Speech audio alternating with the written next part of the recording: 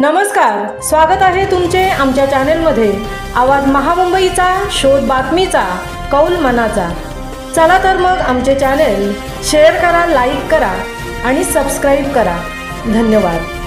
कशेडी घाटात धोकादायक दरडीवर सुरक्षा जाळीचे कवच, प्रवाशांना दिलासा।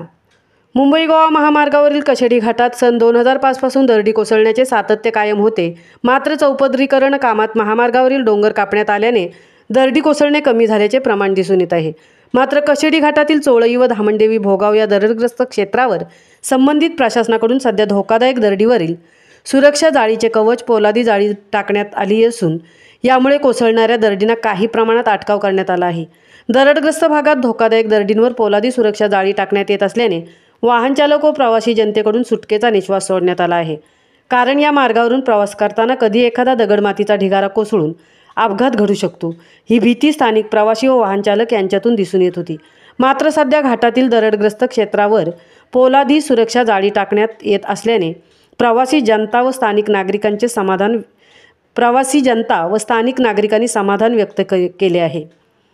आवाज महामुंबईच्या चॅनलसाठी धनराज गोपाळसह तृप्ती भोईर, पोलादपूर।